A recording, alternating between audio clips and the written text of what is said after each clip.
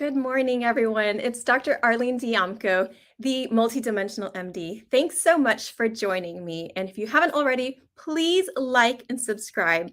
My mission is to help bring the intuitive spirit back to medicine and bring those intangible aspects of health back, the mental, emotional, and spiritual, so that we can access deeper healing. Today, I wanted to talk about the eyes as windows to the soul. And I want to share with you my experience. And a lot of this may not necessarily be medical information, but for me, it's what works. And it helps me to see that light of health within my patients. And I thought that this information could be so useful for you as well to learn about yourself, to learn about other people, and that can help you access more healing for yourself. So I'm going to go through 7 points. I'm going to talk about eyes in infants and kids. And I'm going to talk about what the first thing I see when I notice in my patients, when I look in their eyes. I'm going to talk about presence and groundedness, sincerity and truth, expression, the love emanating forth, and also a mantra you can say when you're looking at yourself in the mirror. So there is so much here, and I'm just so excited to share this with you. So let's get started. So the eyes in infants and kids. So newborns, a fresh newborn, they cannot actually see very far. Their vision is about 8 to 10 inches in front of you, which is perfect. So when you're holding them and gazing into those newborn's eyes, that newborn can look back at you. And what they mostly see, what they're drawn to, is the outline of your face and also your eyes, which is more of this high contrast. I used to work in this infant gaze lab when I was in undergrad at Harvard, and it was just really neat to see that this is what the infants were drawn to, like how important it is to be able to look into the eyes of the parents, of the caretakers, and kids too. And little kids, you still see this preference to look at the face, to look at the eyes. And you see this when they're making cartoons, because often they'll exaggerate the size of the head and the size of the eyes, because that's what the kids are gravitating towards. And when you see that the kids are doing it, then you know that there's something really important there. So when I first see patients, well, I look at their eyes. I look before the treatment, before cranial osteopathic treatment, and then afterwards. Because when I look into their eyes, there's so much that I can see. And then the first thing I notice will be the light in their eyes. And so this gives me an idea of what state a person is in. Are they in their body? Are they out of their body? What is it there? And parents can do this really easily with their kids, because when the kids don't feel good, there'll be a dullness to the eyes, or anyone when they don't feel good, but the parents can pick up on this with their kids. So there'll be sort of like this dullness over, like the eyes will seem kind of glazed over. And so that's one of your first easy signs of how healthy someone feels, of how imbalanced they feel. And that you can see that even before you pick up on other signs and symptoms. And so it gives you more of this intuitive feel where you can respond to situations and with more ease and before things start to run away. And so when I look at my patients, it's not with a staring, because when you stare, it's sort of a judgment. And so it's more with a soft gaze. And I teach this when teaching cranial osteopathy, when teaching how to expand your perceptual abilities. So for me, it's not that even though I'm seeing what state a person is in, I'm okay with whatever state a person is in, because it doesn't change how much I love someone. So, and I love all my patients. And when I see, it's just more information for me so that I know how to respond to them. I know what steps to take to help them and guide them towards more healing. So when I look, it's with this soft, non-judgmental gaze, and then I can gauge by looking into someone's eyes, like that light that's coming forth, and how they feel overall. So is the light in the eyes like really bright and sparkling, or is there kind of a dullness there? So it's just more of a gestalt feeling.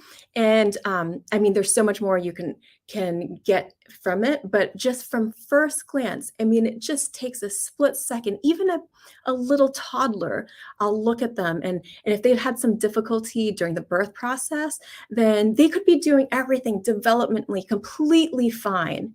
And then I'll see that, oh, but their eyes, they're not quite as bright as I would expect, especially in a little kid, because kids are relatively so healthy. So I like to see that spark in their eyes. I mean, at any age, I'd love to see that.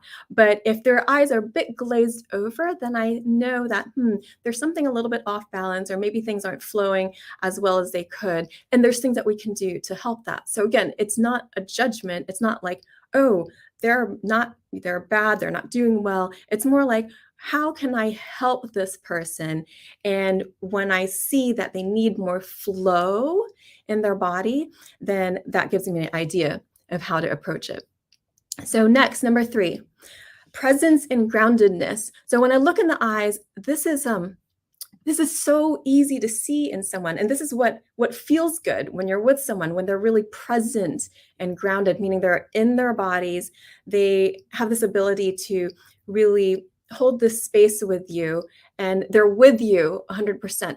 So, and you can tell that anytime. I mean, you could practice it, and you really know, the kids know it right away, right? Like, they know if you're paying attention to them or not. They know that if you're really with them, or if you're listening to what they're saying.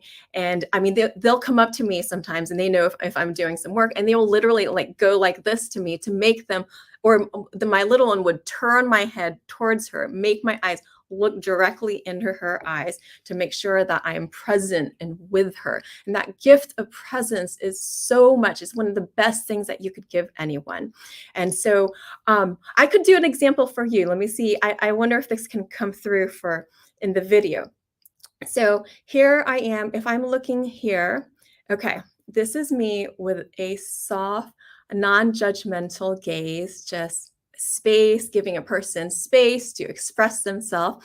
Okay, now here's me. Now I'm thinking about what I'm going to get at Trader Joe's, the things I need to pick up. So, there's like a slight shift in my eyes when I start to do that. It's a little bit tricky because I'm describing it at the same time. But when somebody's going through their to-do list, or they're thinking about something else and they're not with you.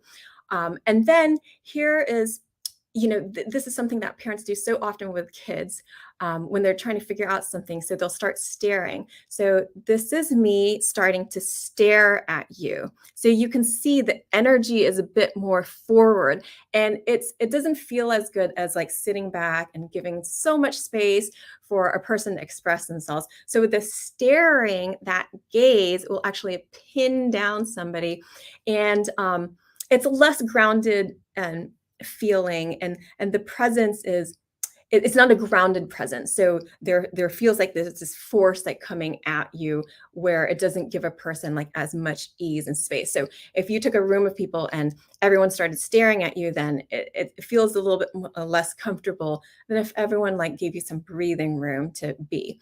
And we do this practice in these expanding or perceptual ability classes, which is really neat to experience, because once you experience it, you have a knowing understanding of it in a different way than just talking or reading about it. And this presence is so key in pivotal moments of your life. And I want to talk about this a little bit, because this is really important. These are very intense times that we're going through right now. And there's that. I mean, you could think about it. They say, like, if you put pressure, this is such a cliche, but if you put pressure onto a coal, that coal could either be crushed or turn into a diamond. So you might have heard that before, but this is so true. And so your presence during these really pivotal moments in your life, I've seen people going through big moves, through divorces, through death and grieving, so major life changes. You want to be present. It's like your hope and desire is to be present and grounded with yourself through these pivotal moments, because there is so much momentum as your life is redirecting or changing, or, it has to be redirected somehow if there's a major life change. So when you are present and grounded, then you can have some conscious say. You get to steer your life in the direction that you want it to go with all this momentum of that pivotal moment. When you are not present and grounded, then you have all this momentum in your life change and these transitions in your life, but you're not consciously steering it. Then that means that your subconscious patterns, which tend to be like stress patterns, will decide how things unfold. And then that will be more of like same old, same old. So your life might be changing in some ways, but then you're going to be experiencing like similar patterns over and over again. So to be present, to be grounded, to let yourself steer your life in the direction that you want it to go in. So just a little bit of a tangent there with talking about that presence and groundedness with a gaze. Number 4, you can look in someone's eyes, right, and see if they are sincere or honest or truthful in what they're saying. Do they mean it? Is what they're saying coming from their heart center, from their soul? You can also see that, and they've studied this in psychology as well.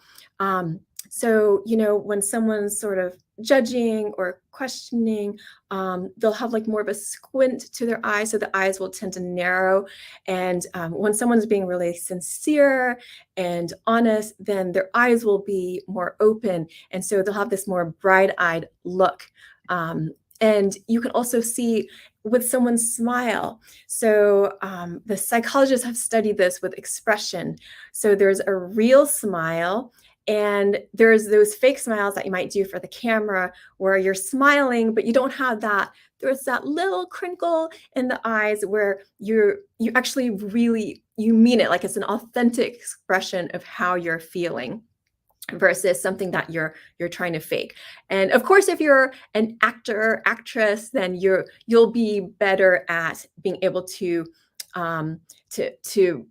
bring about like something that looks more sincere and truthful in your acting abilities. So, but my kids would tell me too, like when we're wearing masks all the time, because it's one of the things that the adults were saying, like, oh, but you can't see everyone's smiles. And they're like, Mommy, that's not true. You can tell if a person is smiling, whether they have a mask on or not. And they're like, you can see their eyes. So that's a really neat thing to remember. Number 5, more on that expression. So you can see what another person feels through their eyes, and the muscles around the eyes. So it's more than just the squinting, but they can have like furrowed brows. And this is any age. I mean, you can see this in little babies, and this is part of how we know if they're not feeling well, because when babies are having reflux or gas or colic, they could be, pretty, not necessarily that riled up, but you can tell they don't feel good because they may have just like this wrinkle or these furrowed brows, where if they were more relaxed and feeling better, they would just have like this smoothness to their forehead. And so even if the baby is like smiling and happy, if they're not feeling good, you'll still see that. And you'll see that at any age, in adults too. So and I know that people are going out and getting Botox and things like that to help them relax their face. But you can also do that from the inside out.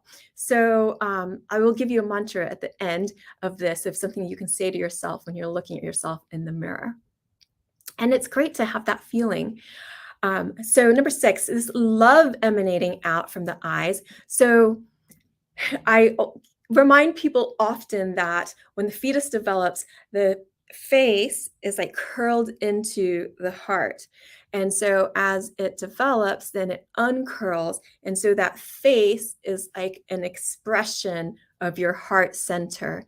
So you have this energetic triple flame that we call from the heart center. We could talk all about, we could do a whole podcast just on the triple flame, but that triple flame coming out from the heart center, out passing the throat, so another form of expression, through your vision, your third eye, and then like coming out through the eyes. So our eyes are not only taking in information from the world, but even more importantly, they are expressing this light and love coming from our heart center, and putting that out like light into the world. So this is part of your creation energy, and it's a really beautiful thing. So to know that you can help create what you desire to see in the world. And this is a very important message for right now.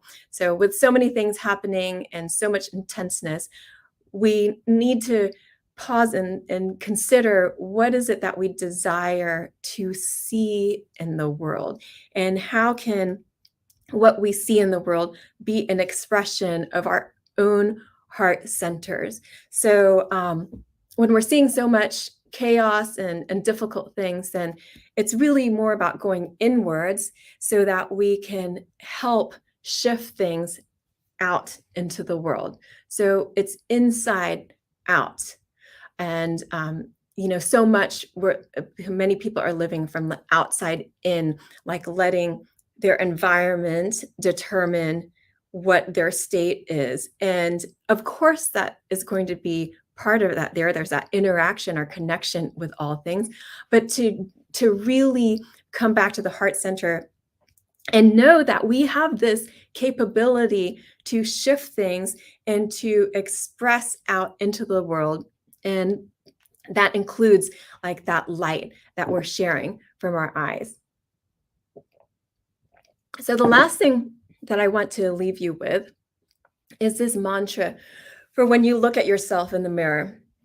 And sometimes these mirror exercises can be a bit difficult in the beginning, especially if it's not something you're used to doing, to look at yourself in the mirror with so much love and acceptance for whoever you are, wherever you are, whatever state you're in at that moment. And this is, how I will look at all of you too. So anytime you visit me, my intention is really to share that love from me with you, and then in coming together that we can expand on these healing moments. And so I hope that you feel that from me too, that this love and light like emanating forth from my eyes as well.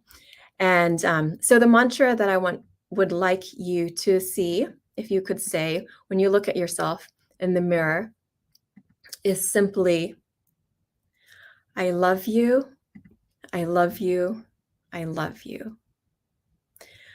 I choose to love myself no matter what. I love you, I love you, I love you. I choose to love you no matter what. Or I choose to love myself no matter what, however feels good to you. So I like to say mantras 3 times. And then now this third time, when you say it with so much feeling, and feel it in your body, because that really helps you to assimilate that vibration of your words. And when you look in the mirror, look deep into your eyes with that soft, non-judgmental gaze, and look at that light and love of your soul. And if you have difficulty seeing it, then keep saying this mantra every day. Say it 3 times, morning and night. I love you, I love you, I love you. I love you no matter what. So I hope that helps you in some way. And it's always great to see you here whenever you can join me, whether you're watching it live or the recording. And please comment, like, and subscribe. You can also follow me on Instagram at All Worlds Health, on Facebook at All Worlds Health and Pediatrics, on TikTok, the MultiDimensional MD. And if you haven't already, please sign up for my e-love letters. I send them out once a week, usually on Wednesdays, and you can do so at allworldshealth.com. So lots of love to all of you. Have a beautiful rest of your week. It's Dr. Arlene Dijamco, the MultiDimensional MD. And I'll see you next week, next Wednesday, 11 a.m. EST.